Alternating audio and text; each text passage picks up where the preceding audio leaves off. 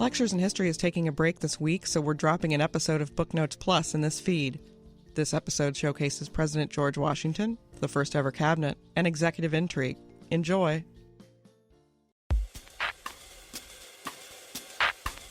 Dr. Lindsay Chervinsky is a presidential historian. Her book is called The Cabinet. It was on November the 26th, 1791, that George Washington convened his cabinet department secretaries: Alexander Hamilton, Thomas Jefferson, Henry Knox, and Edmund Randolph. And this was the first cabinet meeting.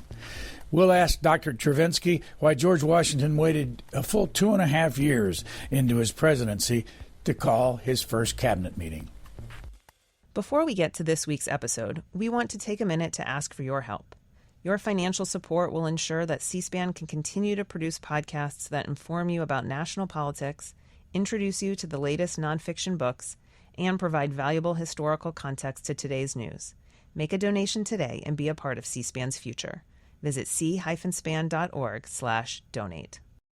Lindsay Chervinsky, I have to read you the little item, the back of your book, The Cabinet, at the bottom of the leaf. It says the jacket art.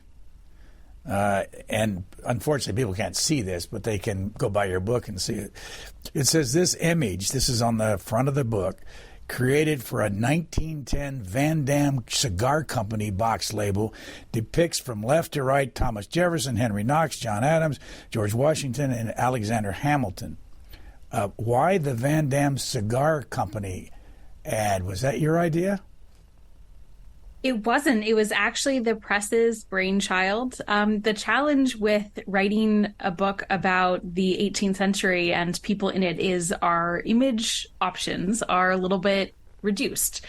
We certainly have less to choose from than books on the 20th century. And so there are really only 2 images, maybe 3, that have been created putting Washington's cabinet together. And the other 2 are black and white. And so they went with this one because it offered some color and a little bit more visual interest, even though, as I'm sure we'll discuss, it's not technically historically accurate. Why not? Well, John Adams, who was the vice president for George Washington, never attended a single cabinet meeting. So even though he is in the center of the image on the cover and the subject of my next book, he did not ever attend a single meeting with Washington and his cabinet. What's your next book? The next book is called Making the Presidency, John Adams and the Precedents That Forged the Republic. And it looks at basically what happens after Washington leaves. How does this institution that was so much a creation of him as a person and as a leader work and survive for other people, including the most important norms and precedents and customs that we really treasure as the bedrock of our democracy, including the peaceful transfer of power. When did you start writing this book and researching the cabinet?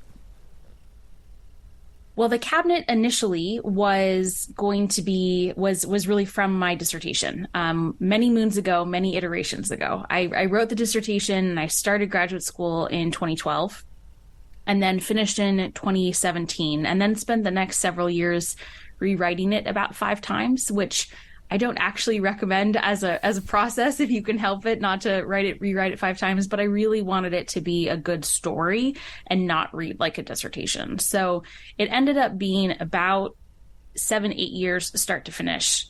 And so this next one was 4 years, so I feel like I'm making progress. Where did you do your PhD work? The University of California, Davis. I worked with Alan Taylor, who actually halfway through went to the University of Virginia, and that worked out well for me because I was planning to move to the East Coast anyway to do all my research because all of the early American records are pretty much on the East Coast. And so technically the degree is from UC Davis, but that's who I worked with. Where do you live now, and what do you do now besides write books? I live just outside Washington, D.C. I live in Alexandria, Virginia. And most of my primary projects are books, but I also do podcasts and a lot of media commentary on the historical origins of our contemporary moment, lots of op-eds and article writing and some teaching on the side. So sort of a mishmash of lots of different things, but it's very exciting and I'm never bored, which is something that I'm very grateful for because I would not want a boring career. Let's talk about the cover. What do you think of George Washington? Well, I think that one of the things that I came away from this book with was just such an incredible amount of respect for who he was. He wasn't always likable. He certainly wasn't always cuddly or warm or even necessarily accessible for 21st century audiences. But he was so devoted to the nation and had such a high concept of service and duty and civic virtue, and was willing to sacrifice so much for so many years, understanding that he was really the only person that could often be in a particular position. And I think that the respect that I have for that, and then the ability to know when not to say something, the ability to know when to walk away, those are gifts that we are not often blessed with in political leaders. And so I just have incredible respect for who he was, even if that comes with a very keen understanding of his limitations. What about Thomas Jefferson? Thomas Jefferson is a little bit trickier for me. I understand how important he was. He really, in a lot of ways, was one of the dominant figures for 50 years of American history, and wrote words that have inspired centuries of people to pursue a more free and independent life. But I personally find him kind of frustrating. He is aloof to me in a way that some of the others aren't. I find it very annoying that he proclaimed all of these values and lived up to almost none of them. And so, and he could be extraordinarily duplicitous in a way that few others could do. So sometimes personally, I find him more frustrating, even if I understand his importance in the American story. What was his job in that first cabinet? So Thomas Jefferson was the first Secretary of State, which was a really essential position for Washington because Washington had a ton of military knowledge. He was better positioned to deal with things like war and militia reform than almost anyone. But he had only been out of the country once, and that was as a teenager when he went to Barbados. So he had never been to places like Versailles or the Court of St. James or any of the other European capitals. And he didn't speak French, which was the language of diplomacy at the time. So he really needed a Secretary of State who did have that experience and could provide that sort of insight and expertise that he knew he was lacking and was seeking out very intentionally. So Jefferson was, even when he disagreed with Washington, he was a treasured part of the cabinet. Did he ever fight in any war? Jefferson? Yes. No, Thomas Jefferson never fought in a war. He was the governor of Virginia during the Revolution. He served 2 terms, and they sort of ended in disrepute because he was very unfortunate to be the governor when the British invaded the state twice, and the state did not have the resources or was not equipped to defend itself. So that reflected very poorly on Jefferson. And at one point he had to flee to avoid capture. And that really led to charges of cowardice, which he was never officially charged with, but they did linger on really for the rest of his political career. But he was not a militaristic person. He was not interested in any way in conflict. In fact, he abhorred conflict and worked really hard to avoid it. And so whether it was interpersonal conflict or full-scale warfare. When I was reading your book, I was thinking, and it never crossed my mind before, is you had George Washington in the cabinet and Henry Knox in the cabinet and Alexander Hamilton in the cabinet. But here's a guy that's in the cabinet that never saw war and everybody else did. Do you think that made a difference back then? Because you say in your book that Thomas Jefferson hated Alexander Hamilton and Alexander Hamilton hated Thomas Jefferson. I do think it made a difference. They came into the cabinet with Jefferson and Hamilton came into the cabinet with, I think, respect for one another, but they always had very different views of how the nation should evolve, who should be the nation's closest allies, what the government's priorities should be, what the size of the government should be. And I think that only was exacerbated by their time together. They became convinced that the other was a mortal threat to the future of the Republic. And it was partly because they could never get away from each other. They were constantly in meetings. They were in Philadelphia together, and Philadelphia was a very small city at the time. But I do think a big part of it was also those personal differences. And they were reflected in things like their backgrounds. Jefferson was born in a very privileged family, very elite. Hamilton, of course, was orphaned by the time he was 12 and really had to make his own way.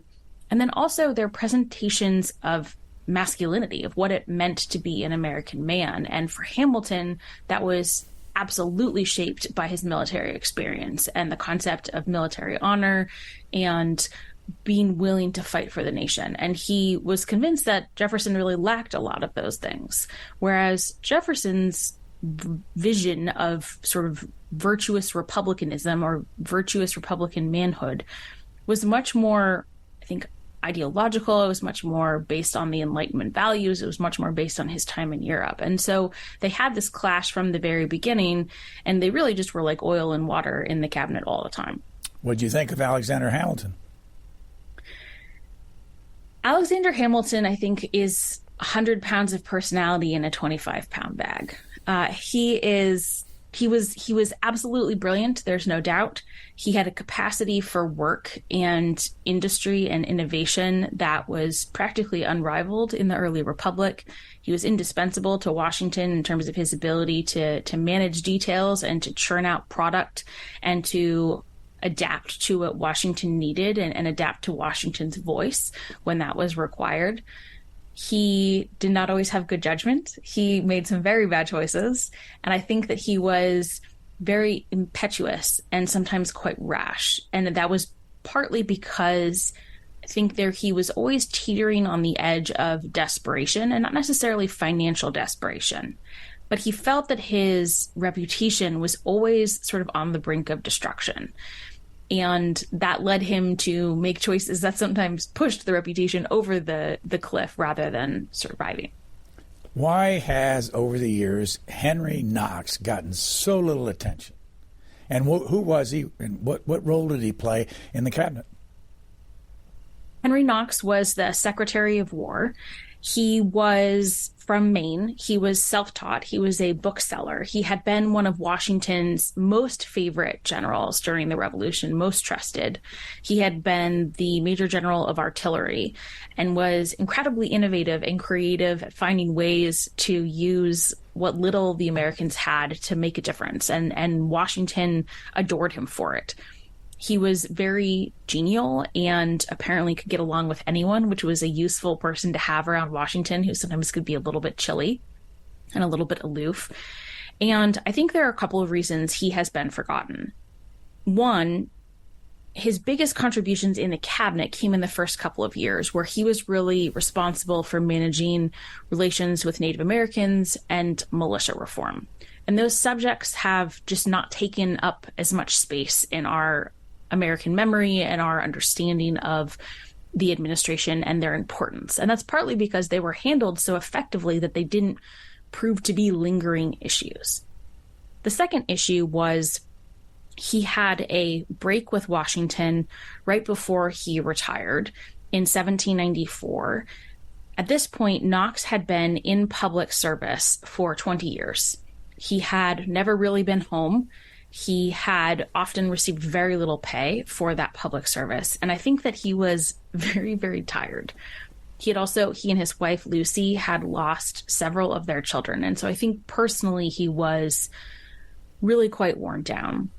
And he received word that his estate in Maine was about to go bankrupt. And he asked Washington for permission to go back to Maine to try and handle it. And this was right as the Whiskey Rebellion was in its most violent phase. And Washington basically said he really didn't want him to go because he needed him to stay. But if Knox had to leave, Washington would give his blessing to do so.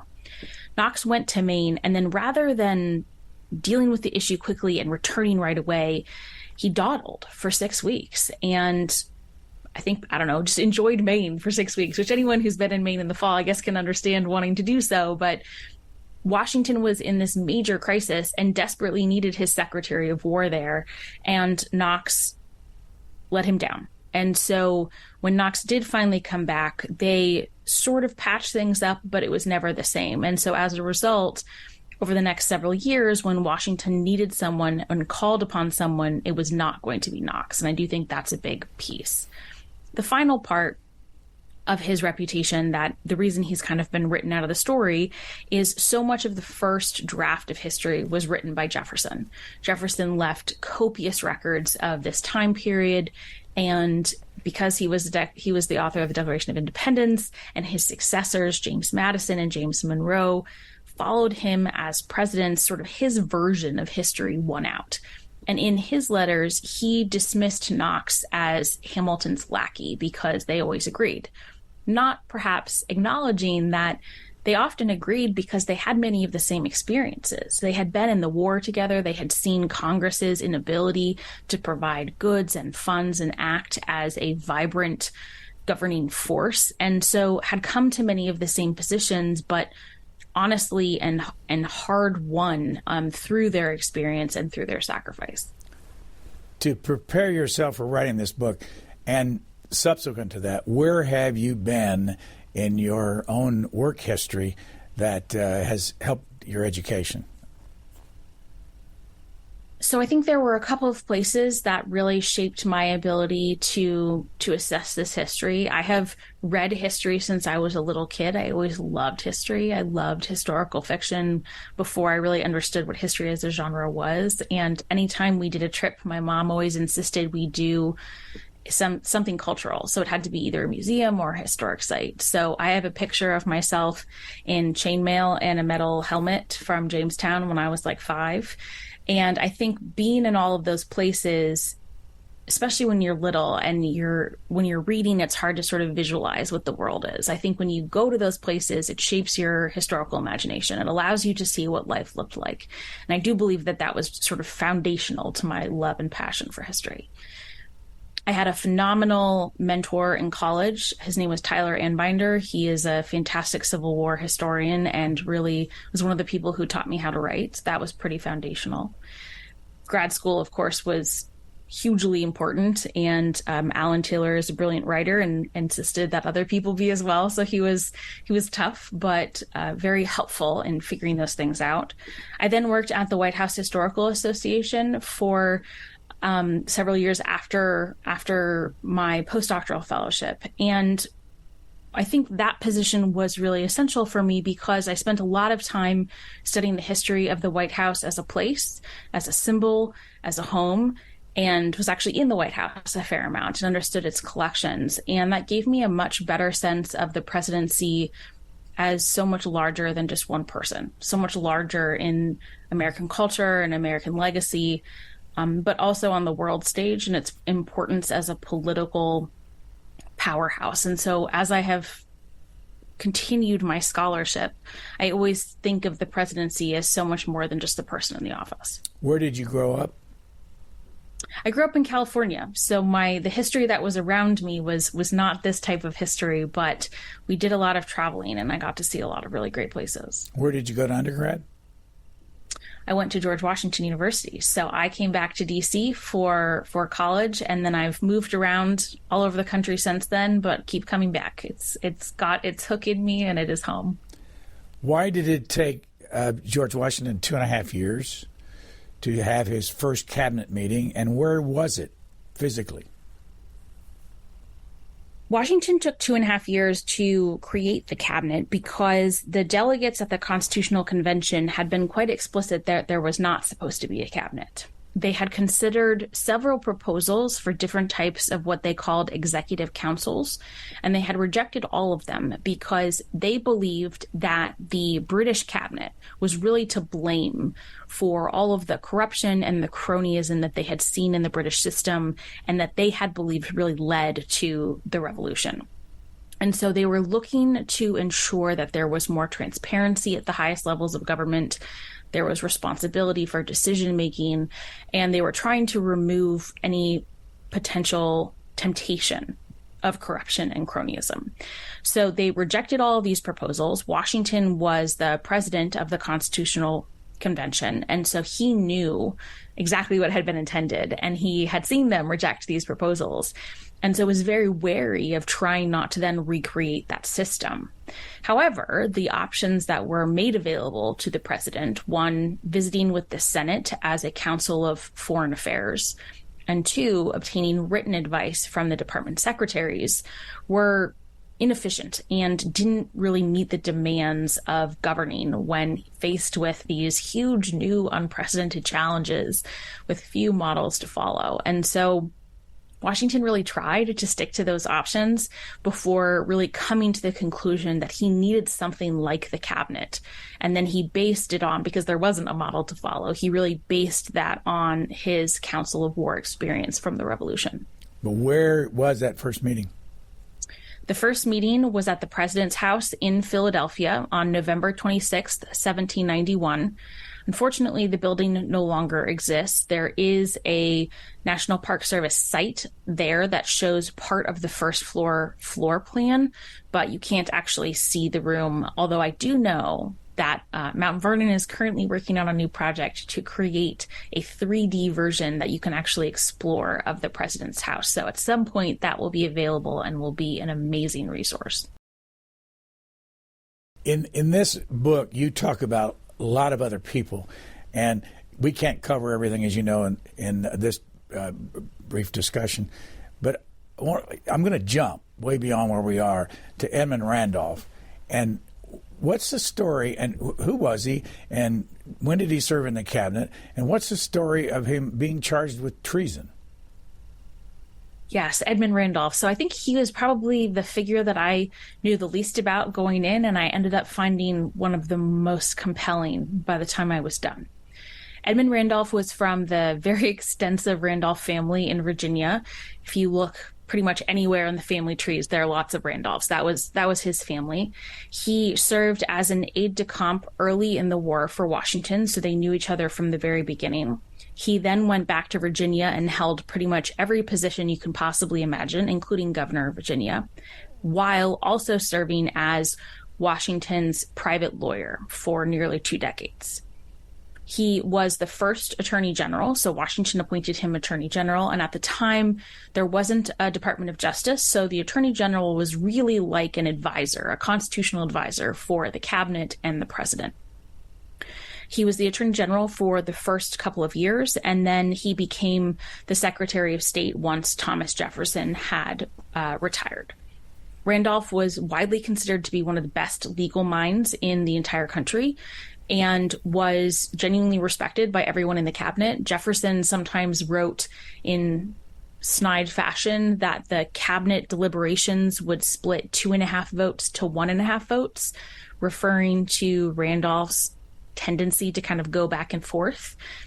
He was basically saying that Randolph was wishy-washy. But actually, what I think it was is just that Randolph didn't always agree with Jefferson, and Jefferson felt like he really should agree with him all the time, and so he tended to have a snarky comment about that.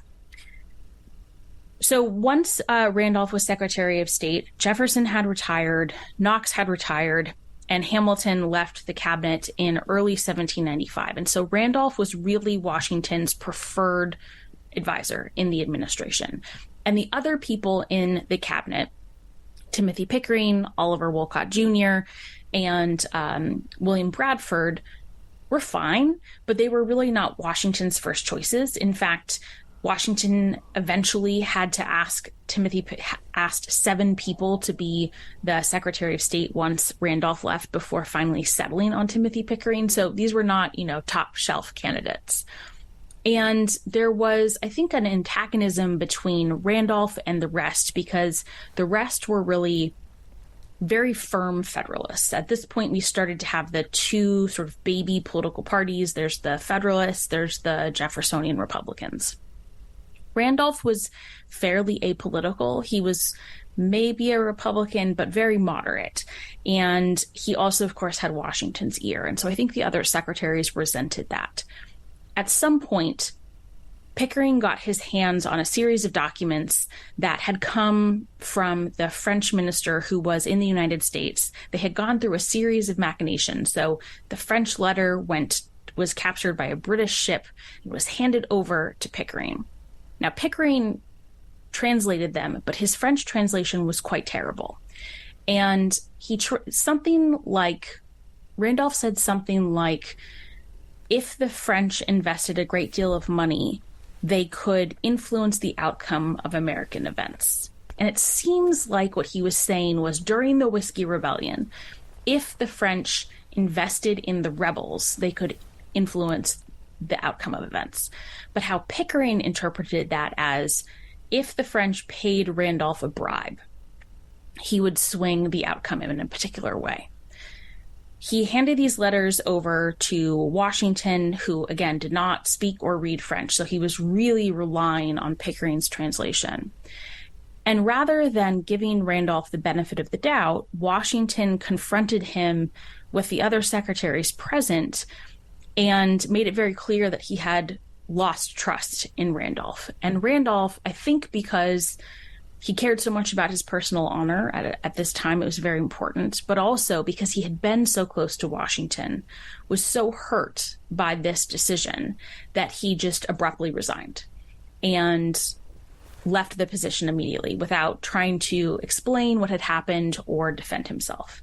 He later then tried to do so, but it was difficult without access to all the documents, and so much time had already passed. And so Randolph and Washington basically never spoke again.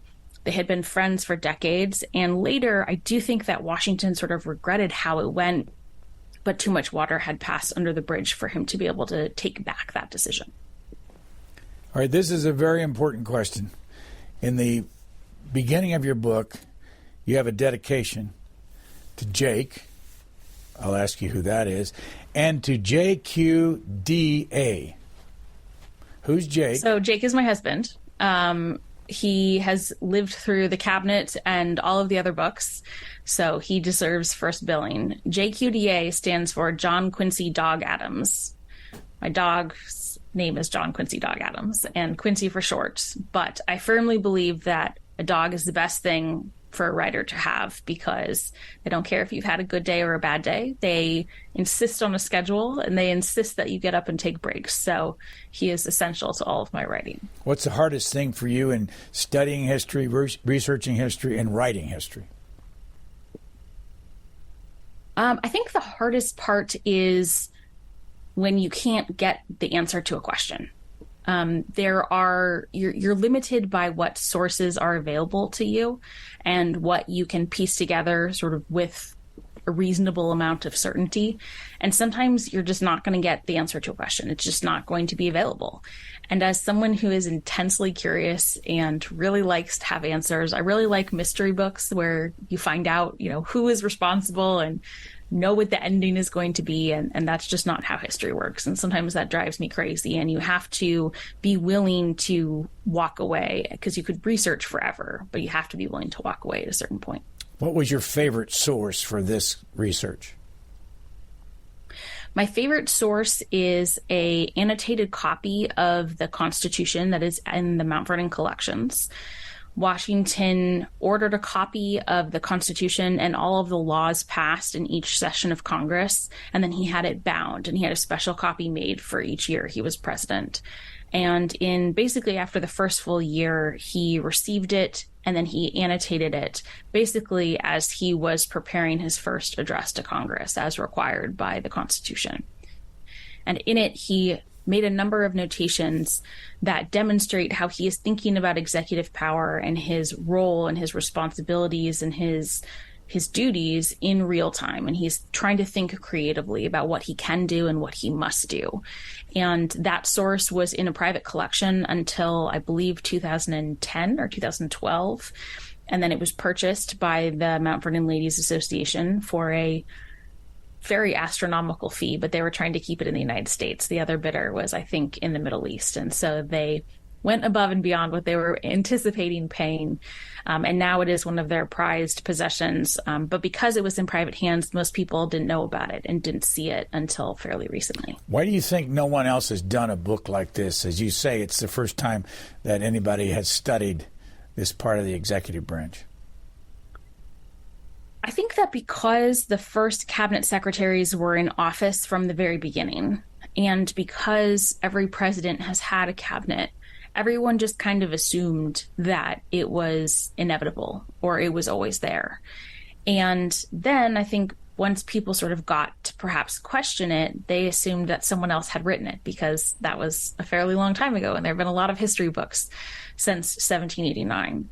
And in fact, I was so convinced that someone else surely must have written this that I searched and I searched and I searched, and I asked my advisor to search because I was terrified that I was missing something. And then once we were both fairly convinced that no one had, I then spent a couple of years crossing my fingers and hoping no one would beat me to it. You make a note that in 1793, there were 51 cabinet meetings. Has there been any president that you know of since then that had 51 cabinet meetings in any given year? I don't know about exactly 51, but I know that Lincoln, So Lincoln met with his cabinet twice a week, every week, quite regularly. So that would be over 100 meetings. And Theodore Roosevelt met weekly with his cabinet as well. And this was, of course, when the cabinet was a little bit smaller than it is today. And the cabinet secretaries were really still the president's primary advisors.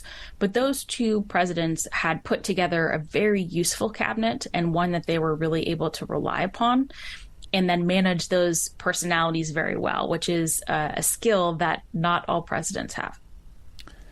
I count 15 members of today's cabinet, the president.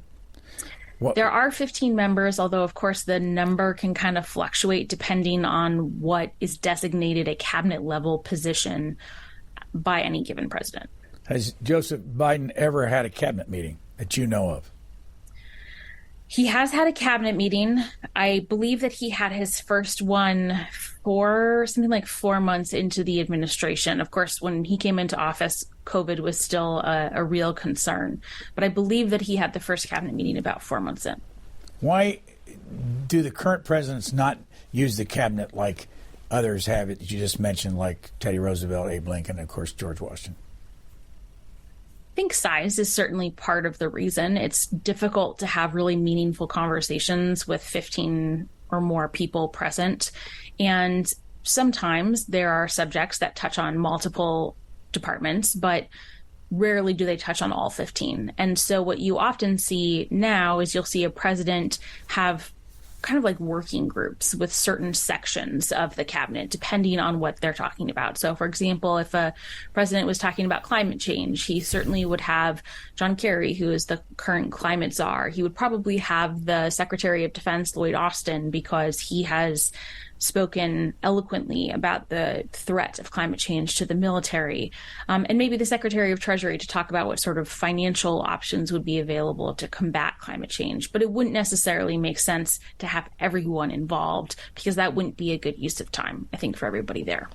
Since you wrote this book, you've come out with another book that you helped edit called Mourning the Presidents. What is that? So Mourning the Presidents is a collection that was co-edited by myself and Matthew Costello that explores what was the American response, what were the mourning rituals when a president dies, from George Washington to George H.W. Bush, and how a president's legacy is shaped by their death and then by things that come after them. It was very much inspired by the reaction we saw to George H.W. Bush's passing, and a real sense that a lot of the commentary and the reflections on Bush 41 were shaped by the current moment we were living in at that point, by the political environment and the political culture that we were experiencing. And there was a real sense of nostalgia or loss for a kind of a world gone by. And while I think that the tributes given to him were accurate, they in some ways said more about us than they did about him. And so we thought, that's a really interesting phenomenon. I wonder if that's a unique thing or if that has happened over several generations. And so we decided to put together a panel of experts that would be able to address different time periods, different presidents, and produced the volume. Who has fussed over their funeral while they were alive more than any other president? So partly this is a product of the fact that now presidents are expected to really have a plan. Basically, from day one that they're in office, there's a plan that should they die in office, what will happen then? And then it is, of course, altered and evolves as they leave office. I think because he had one of the lengthier post-presidential tenures, George H.W. Bush probably gave his the most attention. They would have regular meetings to sort of see if any updates were required. He didn't particularly enjoy those meetings because, frankly, who would enjoy talking all the time about your own demise, although he did really have a sense of humor about it. One of my favorite anecdotes from the volume came when they were discussing what would be served on the train that would be carrying his casket from Houston to College Station, and the family would be on the train as well. And so they asked what he wanted to be served to the guests, and he said, "I don't care. I'm not going to be eating. You guys pick what you want," which I think shows a great sense of humor about sort of the absurdity of the whole situation. What's your thought? What are your own thoughts about what's happened to the funerals of presidents? I think that they are a bit problematic. I think that they are un-Republican, and this is little r Republican. In a republic or a democracy, when you have a nation that is a rule of laws and not a rule of man, the president, of course, is vaulted to this very special position while they are in office, and they hold extraordinary power and privileges. But then they're supposed to go back to being an average citizen, or at least relatively average, or average under the law. And so when we have these celebrations, they often look a whole lot like the celebrations for monarchs when they pass away. And I think that that can be dangerous because it can cause us to think of the president as somehow more than human, as almost like demigod-like. And that can cause us to have different expectations, to give them different privileges under the rule of law that are not necessarily appropriate. But I acknowledge that there is service involved and there are great acts of leadership. And so I think it might be more appropriate for the American people to celebrate great acts as opposed to an entire lifetime.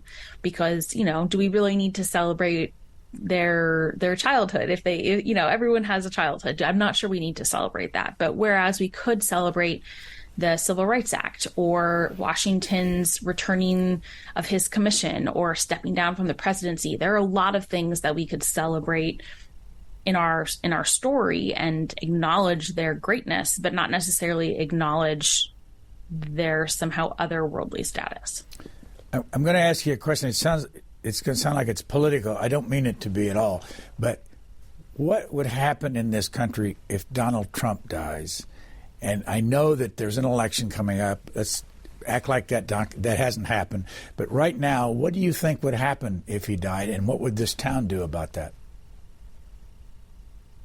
I think it would be a very complicated process. I think there would be those that would want to celebrate him as one of the greatest presidents in American history. There would be those that would have no interest in celebrating him at all and would probably be relieved that he had passed.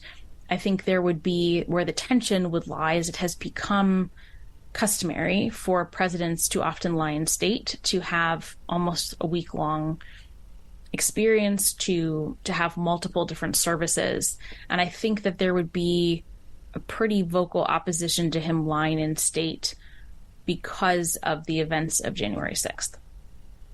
And right now, if it happened, you have a Republican House and a Democrat Senate. What would that? What would, and all the you've studied so much about the divisions in our history. What do you think would happen there? Yeah, it would be very, very messy. The moments where we have been this divided, because we have been divided before, of course, either presidents haven't died at that moment, which has sort of been our good fortune, or presidential mourning has not necessarily been on this level, or presidents have had the good sense to request something more modest. So a couple of examples come to mind. When Andrew Johnson died, he was very unpopular with most of the North, with all of the Republicans at the time. He had started to gain some popularity in the South. But at this point, with the exception of people like Abraham Lincoln, and then later following like James Garfield, who was also assassinated, generally mourning procedures were more modest and were tended to be more local. And he did die in Tennessee, so he just had local services, and there wasn't this question of, does he deserve a national day of mourning or national commemoration? More recently, once these big ceremonies have become part of our public practice, Richard Nixon, who was very polarizing, although he did live for quite some time after the events of Watergate and his resignation, he did request a more modest service. And so he basically took the question off the table and didn't force the American people or Congress to decide how they were going to come out on this issue. And so I think that, I don't want to put words in his mouth, but my guess is that former President Trump would not make that same decision. And so Congress would be forced to make a choice. And because we are currently divided with a Democratic Senate and a Republican House, I think it would be extraordinarily messy. As you know, we've had 46 different presidencies. One man, Grover Cleveland, had 2 of those.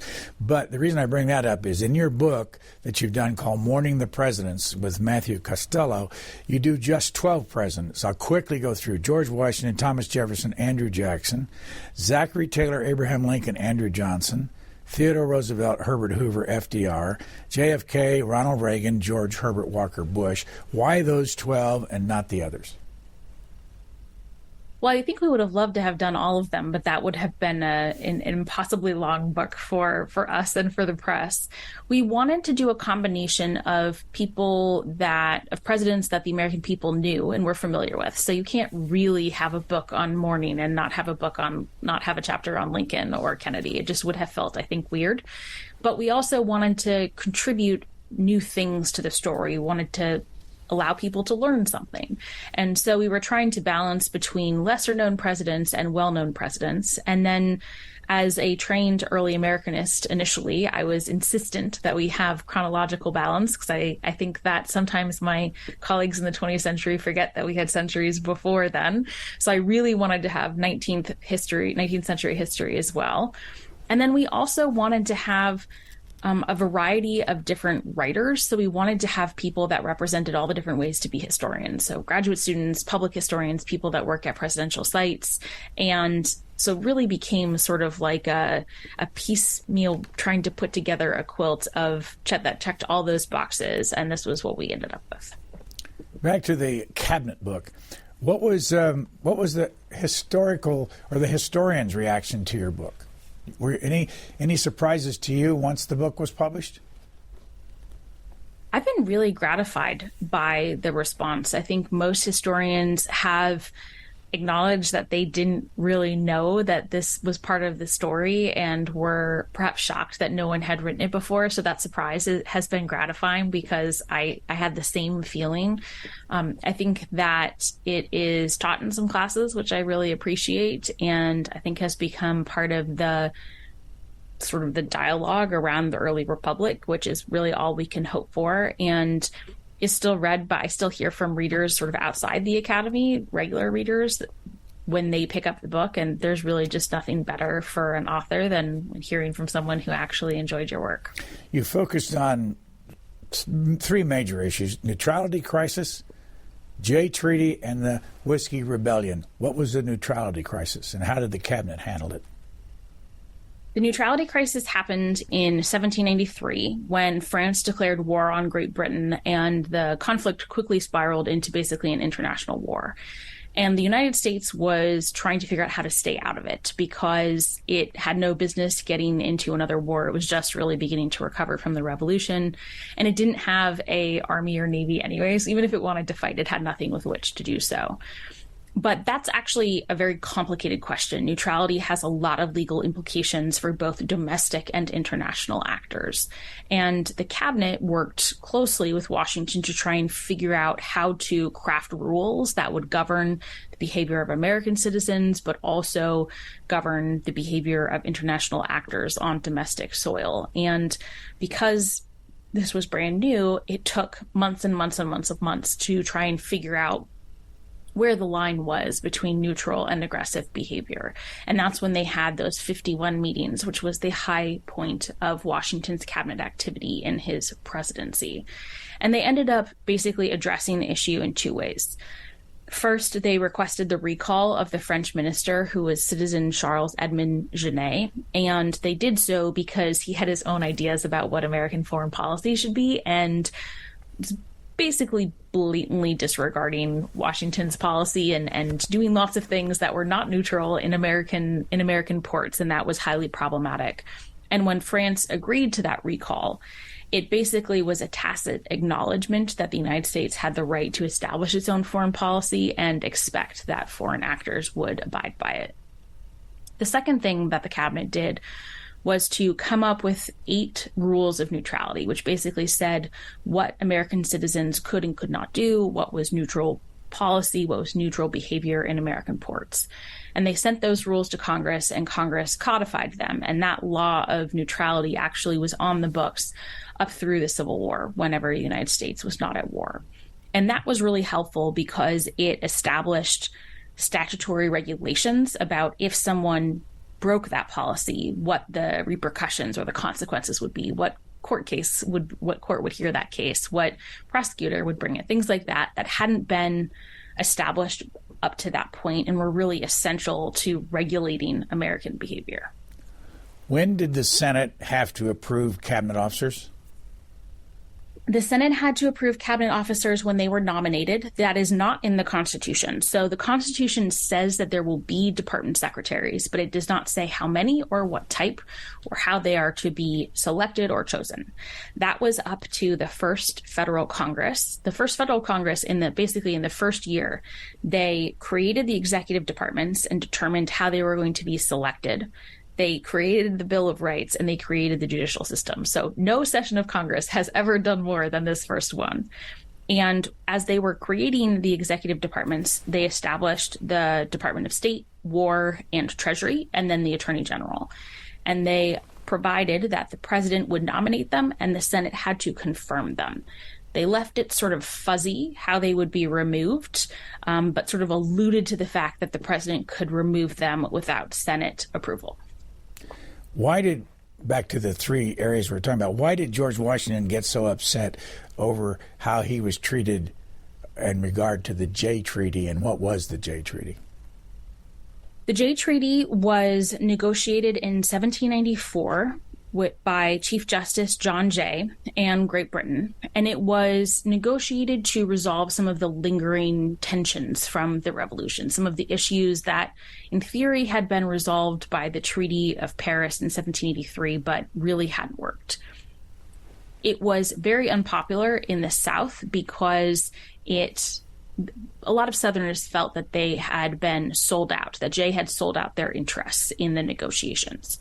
Now, I personally believe that Jay really did the best that he could because the United States at this point had zero negotiating leverage. They had zero power. And so the fact that Great Britain gave up anything was really a testament to his ability to negotiate. He sent the treaty back to the United States. The Senate ratified it in 1795, and Washington signed it. And then it went to the House of Representatives, where the House had to raise funds to implement one of the clauses of the treaty.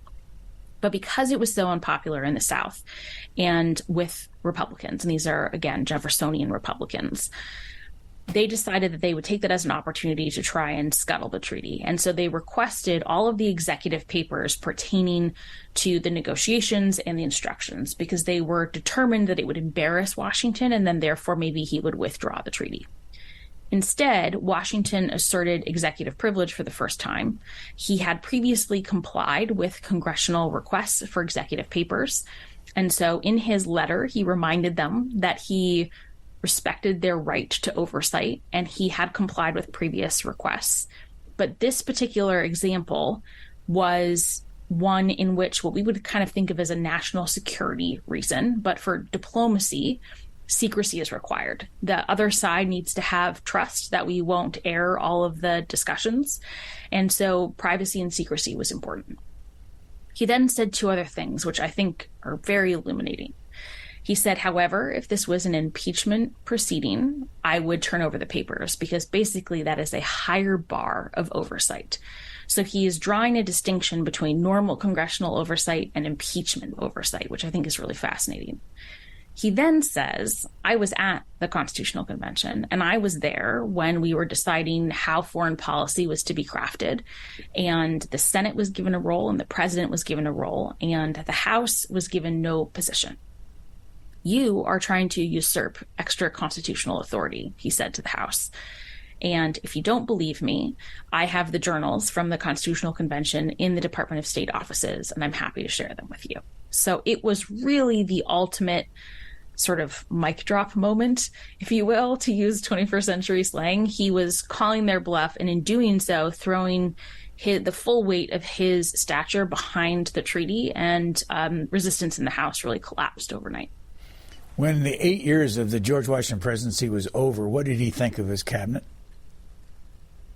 By that point, he really wasn't wild about the cabinet. The people that were in the administration were his second and third choices, or his second and third appointees. They were sometimes his seventh choice in the case of Timothy Pickering. He felt that it had been very difficult to get people into these positions because the positions were very hard work. They were not very well paid. They weren't particularly prestigious. They required people to be from home for a really long time, and travel was quite arduous. And so he understood, but as a result, he convened far fewer cabinet meetings in his final years. He preferred one-on-one consultations or sending letters back and forth with advisors outside the cabinet, as opposed to the people that were actually in the administration. And that, as a result, really left an essential precedent for those that followed. It meant that the cabinet didn't have an institutionalized right to be a part of the decision-making process.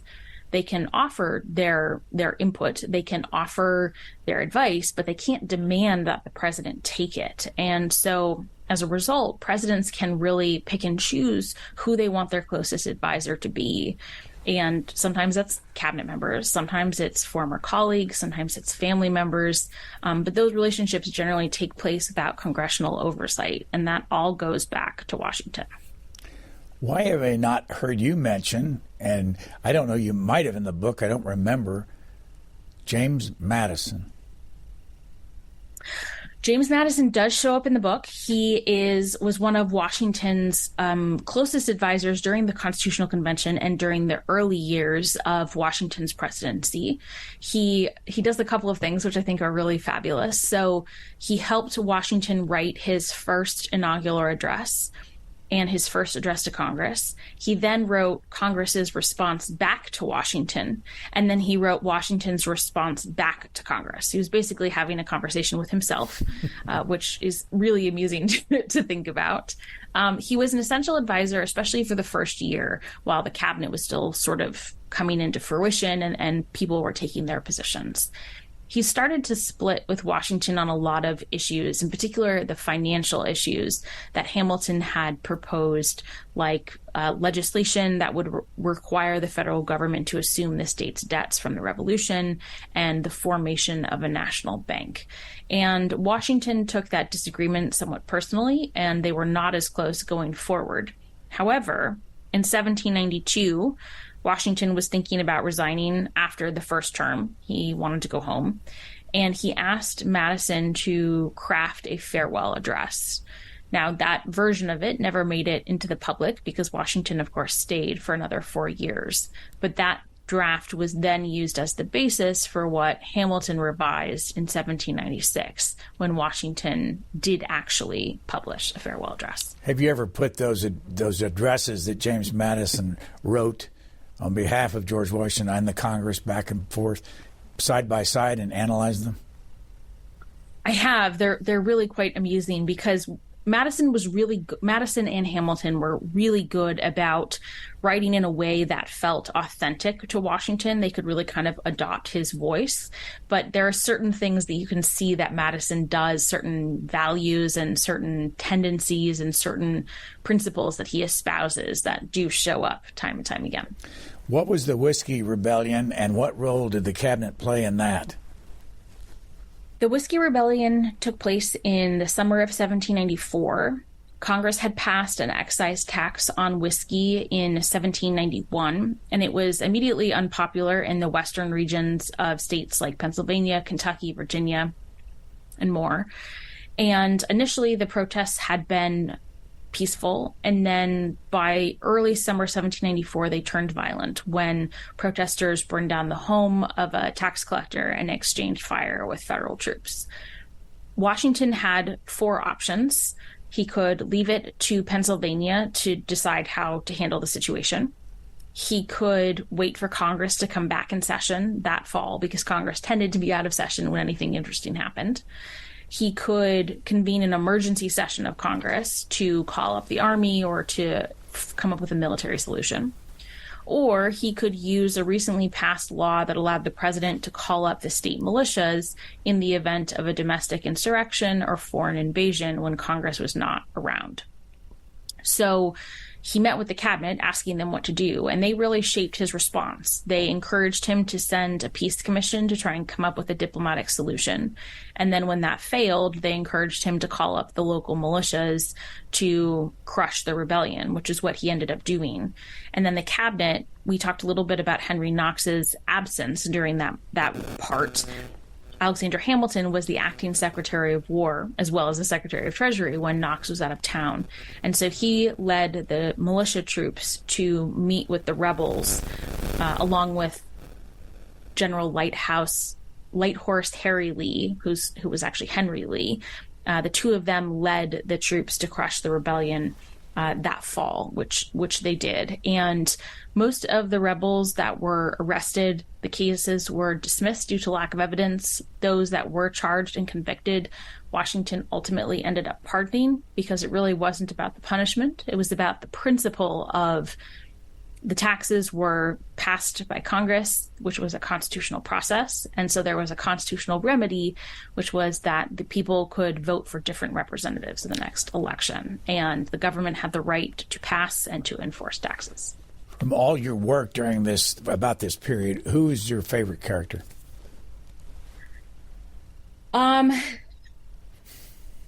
Well, if you had asked me that, a couple of years ago, when I was really before I had started writing this book, I think I probably would have said Henry Knox, because I think that he is really underappreciated, and the fact that Washington wanted him around so much should tell us how valuable he actually was. However, now that I've finished the second book, which will be out next year, I really like John Adams. I think he's also really underappreciated. He is very accessible for 21st century audiences. He's very human. His flaws, which he was acutely aware of, I find very relatable. And of course, his correspondence with his wife is unparalleled. And so that resource makes it hard not to really enjoy him. What month does the book come out? August 2024. Is it hard, by the way, having a book finished and have to sit here for a year to wait for it to come out? Yes, it's really hard. I still have to probably go through another round of revisions, and then there's, copy edits and page proofs. But then once those are in, you're just like sitting there waiting. And it's very hard, because people are like, oh, I can't wait to see it. I'm like, I can't wait for you to see it either. I can't wait to get it out there. Any other books on the list that you want to do as the years go by? At some point there will probably be a John Quincy Adams book. I feel like that's almost obligatory if my dog's name is John Quincy Adams. And I think he is also one of those pivotal figures in American history that his life spans the Battle of Bunker Hill to Lincoln, and he almost is a stand-in for the evolution of the American nation. So that story I want to explore. I think there are probably some other cabinet stories that I think are worth considering. FDR had 2 cabinets, basically. He had his New Deal cabinet, and then he had his war cabinet. And he managed his cabinet in a way that few other presidents did, in that he intentionally pitted the secretaries against each other, which usually is a recipe for disaster, and somehow worked. So I think those are a couple of things that are on the horizon. And then I'm noodling around with a few other ideas, but hopefully by the time the next book comes out, I'll have a contract signed and can share officially what I will be doing next. Our guest has been Dr. Lindsay Chervinsky. She's got one major book that's been published called The Cabinet, George Washington and the Creation of an American Institution, and another one that she is co-editor of called Mourning the Presidents. thank you very much for your time and talking with us. Thank you for having me. I really appreciate it. Thanks for listening to the Booknotes Plus podcast. Please rate and review Booknotes Plus, and don't forget to follow so you never miss an episode.